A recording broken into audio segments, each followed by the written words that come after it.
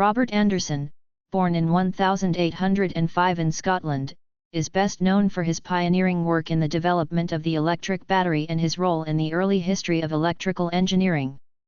Though Anderson is often overshadowed by later inventors in the field of electricity, his contributions laid the groundwork for many of the advances in electrical technology that followed. Early life and education. Anderson was born in the small town of Glasgow, Scotland. Details of his early education are somewhat scarce, but it is known that he developed a deep interest in mechanical and electrical engineering from a young age. His fascination with science and engineering led him to pursue a career in these fields, although he did not attend any major academic institution for formal training. Anderson, like many inventors of his era, was largely self-taught, relying on his innate curiosity and hands-on experience to gain knowledge. Early career and inventions. Anderson began his professional life as a mechanical engineer, and his early career saw him working with various industrial projects. His real breakthrough came in the early 1830s, when he began exploring the emerging field of electricity.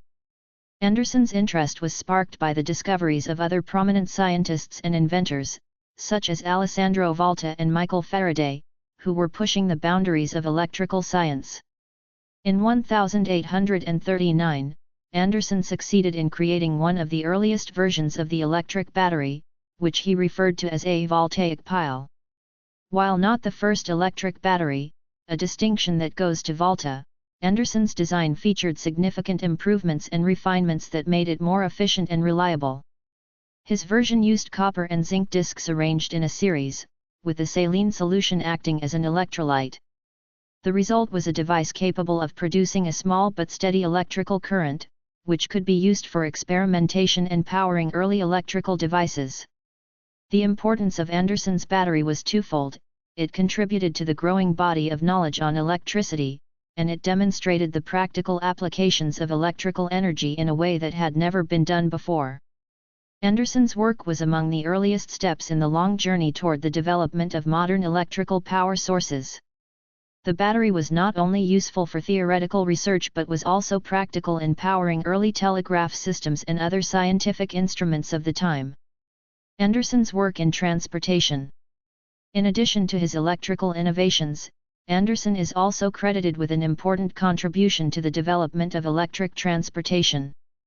In the early 1830s, when Anderson was developing his battery, he turned his attention to creating an electric-powered vehicle. He designed a small electric carriage, which was an early precursor to the modern electric car. This electric carriage, powered by the battery Anderson had created, was one of the first vehicles in history to run on electrical power. Although it was not commercially successful mainly due to the limitations of battery technology at the time, it was an important step in the development of electric transportation. Anderson's electric carriage demonstrated the potential for electric vehicles, a concept that would be revisited and refined by many inventors in the decades to follow. Challenges in later life.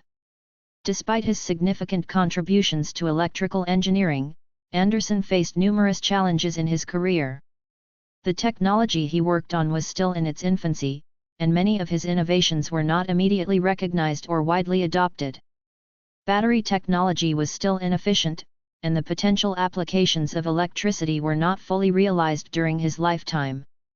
Moreover, the rapid pace of innovation in the field of electricity meant that Anderson was soon overshadowed by other inventors. Figures such as Michael Faraday, Nikola Tesla, and Thomas Edison would go on to achieve greater fame and recognition for their work in electricity and electrical engineering. Nevertheless, Anderson's contributions were foundational, and many of the technologies he helped develop would eventually play a central role in the progress of the electrical industry. In his later years, Anderson's work became more focused on theoretical aspects of electrical science. He continued to experiment and refine his ideas about electricity, but he did not achieve the fame or financial success that some of his contemporaries enjoyed. He passed away in 1871, largely uncelebrated for his contributions to the field of electrical engineering. Legacy and impact. Today, Robert Anderson is remembered as a pioneer in the field of electricity. While his electric battery and electric carriage were not immediately successful, they played a crucial role in the development of technologies that would shape the modern world. Anderson's battery was an important stepping stone toward the development of more efficient and practical batteries, and his work in electric transportation foreshadowed the eventual rise of electric cars in the 20th and 21st centuries. Though he did not live to see the widespread adoption of electricity or electric vehicles, Anderson's contributions to the field were significant.